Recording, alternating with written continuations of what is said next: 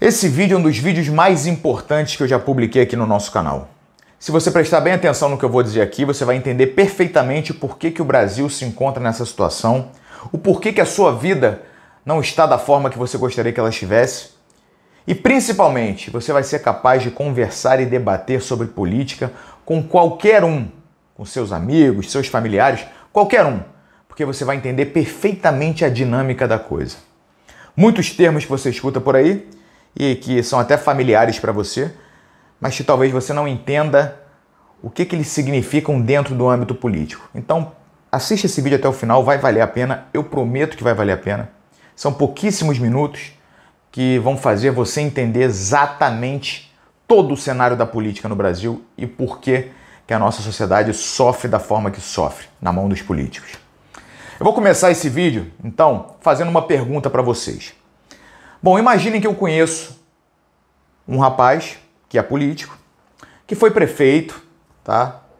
E que enquanto prefeito de uma cidade lá, uma cidade X, não vamos falar o nome da cidade ainda, ele foi condenado, né, por fraude e obrigado, inclusive, a ressarcir os cofres públicos por conta de um esquema que ele armou lá para vender bens públicos. Aí esse rapaz, apesar desse acontecimento terrível, né, que se o Brasil fosse sério já era para ter acabado a vida política dele ali, ele ascendeu na carreira política, se tornou deputado e aí foi convidado para ser, vejam bem, líder de governo do Fernando Henrique Cardoso, depois ele foi vice-líder do Lula, depois ele foi vice-líder da Dilma e chegou a ser ministro do Michel Temer, o vampirão. Além de todas essas credenciais negativas, o nome desse rapaz que eu conheço também estava lá na planilha da Odebrecht, né, como um suposto recebedor aí do propinoduto, né,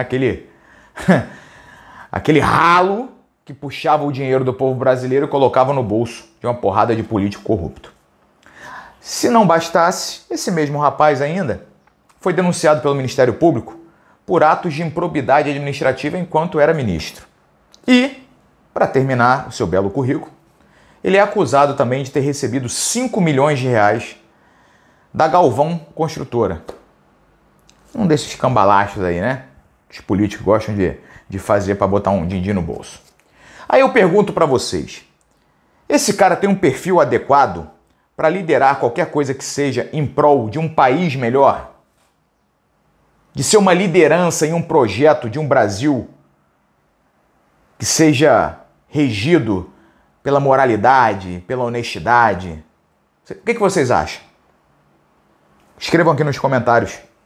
E eu tenho certeza que ao ler os comentários, pelo menos 99%, se não 100% de vocês vão escrever que não. Pois bem, o nome desse senhor é Ricardo Barros, ex-prefeito de Maringá, que foi escolhido ontem pelo presidente da República, Jair Bolsonaro, como seu novo líder do governo. Jair Bolsonaro ainda disse o seguinte: estou muito feliz e grato com a chegada do Ricardo Barros para mudar o Brasil. Foi isso que ele falou. Calma, você que gosta do Jair Bolsonaro, que é bolsonarista, calma, não me xinga ainda não. Eu vou agora passar um paninho. Vou passar um paninho. O presidente é obrigado a fazer isso. Porra, brigadeiro, vai passar pano? Vou passar pano.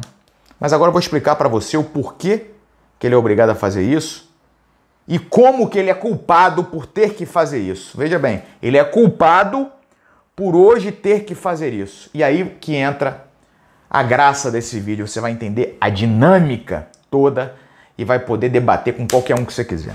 Política no Brasil é o seguinte, meu irmão. O arranjo é o seguinte. É um governo que ele é de coalizão, ou seja, você é obrigado a abraçar uma porrada de partido para ter, né, eu digo isso enquanto chefe do executivo, e aí são prefeitos, governadores e o presidente da República, você é obrigado a fazer isso para ter a tal maioria, né? A gente escutou muito isso na época da campanha de Jair Bolsonaro. Ah, e se ele não tiver maioria, não vai ter governabilidade. O que é essa maioria?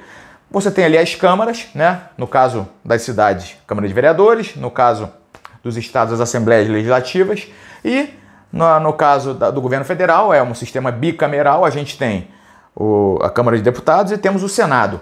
Então, se o presidente, o governador ou o prefeito, o chefe do executivo não tiver a maioria dentro dessas câmaras, qualquer projeto que ele jogue para lá não vai ser aprovado.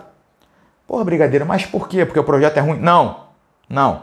Porque criou-se um sistema corrupto, que ele foi feito para ser corrupto, onde é o seguinte: os parlamentares, e aí entram vereadores, deputados estaduais, federais e senadores, eles só votam tal projeto se receberem um agradinho, um cafunézinho, né? Beijinho na bochecha. Não é suficiente o baita salário que eles recebem e todas as mordomias. Não, eles querem mais. E o que é mais? Cargos. E aí, já escutou falar no toma lá da cá? Já escutou? Lógico que já escutou.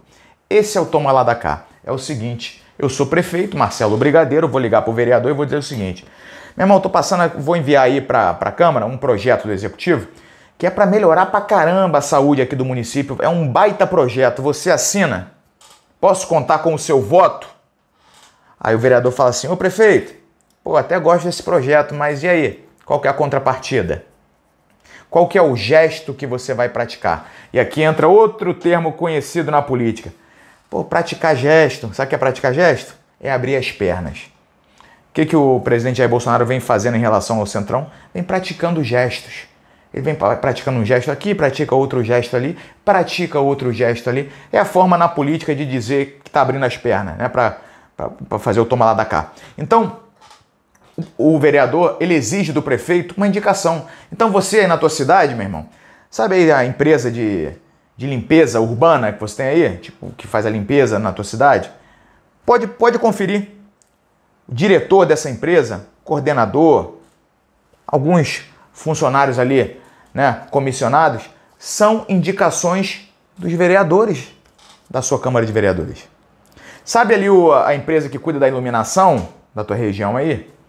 Diretores, conselho, os coordenadores, muitos funcionários, são indicações dos parlamentares. Ou seja, e aí olha a merda que acontece. Não necessariamente essa indicação é de alguém qualificado, não. O jogo é lixo mesmo. É o seguinte: eu voto aí, o prefeito, o governador, o presidente, eu voto em favor do teu projeto da reforma da Previdência, da reforma tributária, o que é que seja. Eu voto. Agora eu quero tantos cargos. Tá ok? Tá ok. Apertou a mão? Beleza. Então, vou mandar Chiquinho, Joãozinho, Zezinho, Mariazinha e Joaninha. Não interessa se eles são bons.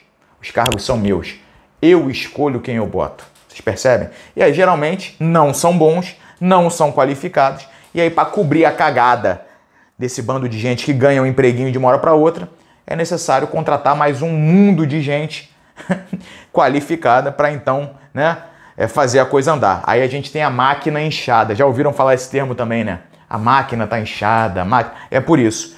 Por conta das indicações, você entra um monte de incompetente e aí depois você tem que contratar um monte de gente que seja competente para balancear e fazer a coisa andar mais ou menos aos trancos e barrancos. Isso tem um custo absurdo.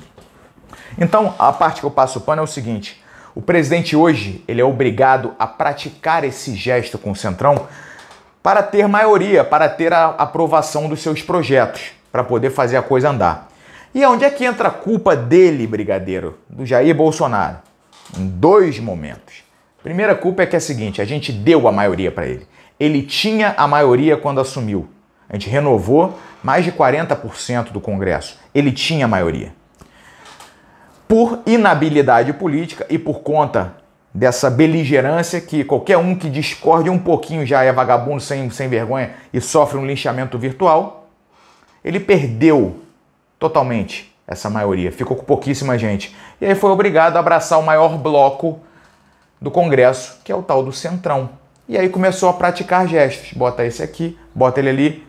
Chute no rabo da Bia Kicis, que apesar de eu ter ojeriza, achar uma mulher nojenta, tá desde o começo com ele, tomou um chute no rabo. Chute no rabo do Major Vitor Hugo, que eu também acho um ser... da ânsia. Só que também tá com o presidente desde o começo, para quê? Para poder praticar gestos para o Centrão. Então ele errou lá atrás de não saber manter essa maioria com ele. E o erro maior, mentiu. Eu posso perdoar erro, todo mundo erra, eu erro pra caceta, eu erro todo dia e erro pra caceta. Todo dia eu erro muito. Vocês também. Mas qual que é algo que a gente não pode, se você é um cara honesto, você não pode admitir? Mentira. Então o presidente ele mentiu quando ele falou que não ia fazer o toma lá da cá na campanha. Ele sabia que era impossível. Ele enganou. E hoje ele segue falando que não faz o toma lá da cá. Segue mentindo, segue enganando. Essa é a maior culpa de Jair Bolsonaro. É ser um mentiroso, é enganar o povo. Porque já estamos fartos de sermos enganados. Fomos enganados, né? Desde a independência, quer dizer, desde o descobrimento do Brasil a gente é enganado, né? Mas o pessoal aí, na história recente, aí, desde que saiu o período militar, a gente foi enganado o tempo todo. O tempo todo. Lula enganou, o Collor enganou, o FHC enganou, Lula enganou, Sarney enganou e agora seguimos sendo enganados, tá? Pô, brigadeiro, mas então não tem jeito? Irmão, tem um jeito. Um jeito. Se ele tivesse entrado da forma que ele falou que entraria, não pensando em reeleição, lembra? Ele era contra a reeleição? Aí o cara consegue fazer, porque aí ele está se lascando. Ele vai trabalhar ali os 4 anos, tá? Vai emplacar o que tiver que emplacar, vai para um estilo kamikaze de guerra contra o Congresso. Agora, se ele estiver pensando em reeleição, esquece. Esquece, não tem realmente como governar sem o toma lá da cá. Não tem, não tem. Vocês entenderam a dinâmica? Os projetos que vêm do prefeito, do governador e do presidente só são aprovados se o pessoal que aprova, vereadores, deputados estaduais, deputados federais e senadores, receberem um carinho. O carinho é cargo, tá? É praticar gesto, é o cargo. Esses cargos loteiam toda a máquina pública, enche a máquina pública. O dinheiro nosso vai embora. E aí? Aí os projetos são aprovados, esse cara é reeleito, né? O chefe do executivo é reeleito, e aí já vem com todos esses compromissos agarrados. Aí uma vez reeleito, essa galera aqui toda já integra o novo governo, e aí já vem mais uma porrada de exigência e mais uma porrada de gesto para ser praticado. Então, enquanto não tivermos um cara sujeito homem, com um espírito kamikaze, que entre ali por 4 anos para mudar a porra toda e não esteja nem aí para reeleição, que não queira reeleição, a gente não vai ver ninguém conseguindo governar sem o toma lá da cá. Se alguém tentar governar sem o toma lá da cá, você pode ter certeza vai ter uma porrada aí de processo de impeachment querendo tirar o cara, porque o pessoal já está acostumado com o gesto que tem que ser praticado, já está acostumado com o agradinho. Os parlamentares esquecem que estão ali recebendo muito bem, para votar o que é de interesse do povo. Mas eles esquecem isso, fazem questão de esquecer. Deixam de lado e exigem. Aí, tá bom, eu vou votar, mas qual o gesto que você vai praticar? Essa é a merda do sistema político brasileiro. É um sistema de coalizão, você tem que abraçar esse partido todo para ter maioria. E será assim até que entre alguém disposto de verdade não a nos enganar e sim a mudar tudo. Um grande abraço e os.